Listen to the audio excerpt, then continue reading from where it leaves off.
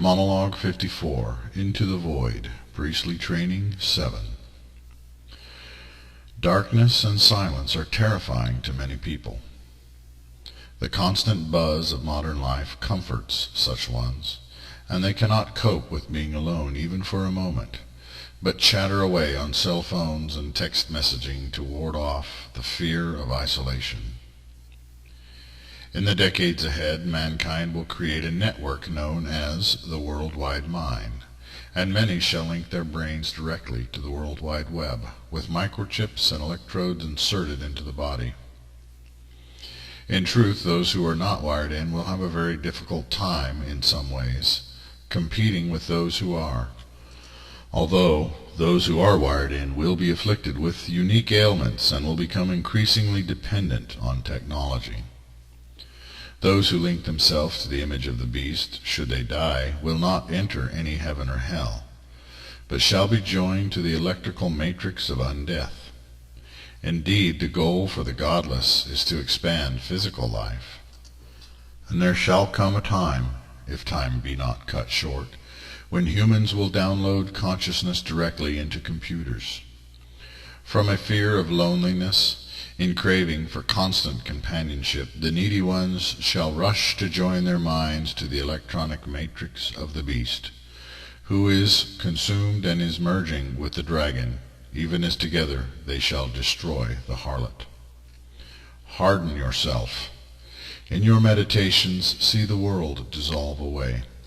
Let everything and everyone within the world fade to nothing, especially the people and things you most love and are the most attached to. Reach for the void, that boundless realm wherein only the shadows live and move, black within the black. There is only silence, and your eyes cannot perceive of the unlife, so there is only stillness. Do not shine, but sit in darkness, retaining and indrawing your light, allowing even the idea and self-conception of a body or form of any sort to die. If you are one who has the talent, build a soundproof chamber. Do not neglect good ventilation in its design.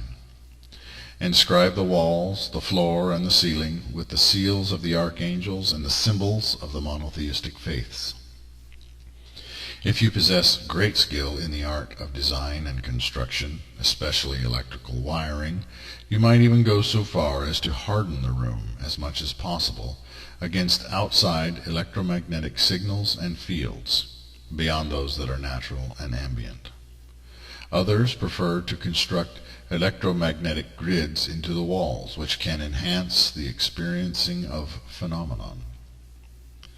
Consecrate your chamber and remove your shoes whenever you enter into it to do your meditations, speaking the appropriate prayer and doing the proper preparations as in any sacred space. In this way, you have not only created a soundproof room for meditation, but have, in fact, constructed a spiritual and psychic bunker. In meditating on the void, one might become dizzy, disoriented, and nauseous, and it may be necessary to allow for a single, very dim pinpoint of illumination upon which to focus, whether merely as a visualization or as an actual LED. Know that by your faith and hope and love in God, that nothing of the void can harm you.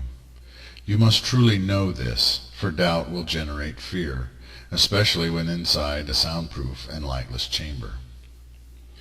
The chant you are to chant within the emptiness is, I am not. I am no thing. You may fear chanting such a thing, for it is very similar to the name of the shadow of God. I am not that I am not. The purpose of the chant, however, is to realize that ultimately you really do not know who you are. You do not remember. You cannot, while in a body, fully perceive or become consciously aware of your wholeness. Your awareness is 3 to 4 dimensional, and you cannot perceive of the other spatial dimensions in which you dwell, 5 to 11. Moreover, you cannot fully perceive of the emotional planes or realms of the mind that exist all around you, and through which you move without awareness. By chanting I am not, you are embracing your lack of knowing and saying to the universe, I do not know. Moreover, you are saying in effect, show me. The fullness and wholeness of yourself is not the soul, but is hidden, locked away within the spirit. And for the sake of your sanity, the spirit keeps such knowledge under lock and key.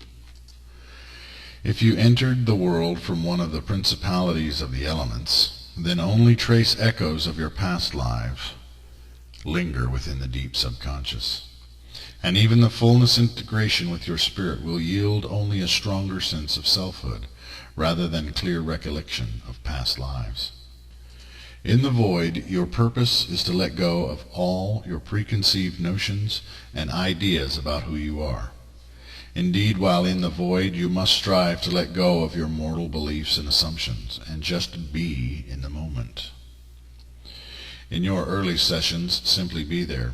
Accept it, work through your fears, and relax, enjoying the break that is given your physical senses. You will find that in utter darkness shall appear light, and in utter silence, sounds. The material world is static, blinding you to the non-physical, and with that static removed, your inward senses will become increasingly fine-tuned.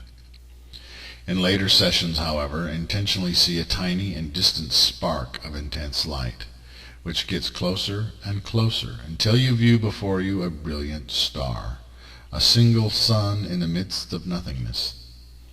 In the coming of the light, the darkness shrieks and the shadows withdraw angrily.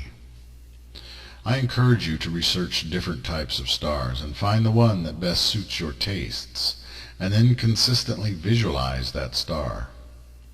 The star bears the name of your spirit or inner angel, not the name of your archangel. Feel the intelligence within it, feel the power of its fire and light, and send a ray of love from your heart to the star. Slowly pull in the star until it fills you, and until you and it are one. Having become the shining point of light in the infinite void, return to awareness of the earth, and visualize your light exploding outward through the entire room, throughout your home, your neighborhood, your community, your nation, and across the entire surface of the earth. You have become your star, and your star is your angel. In facing and obtaining ease within the void, you have fulfilled the 7th degree.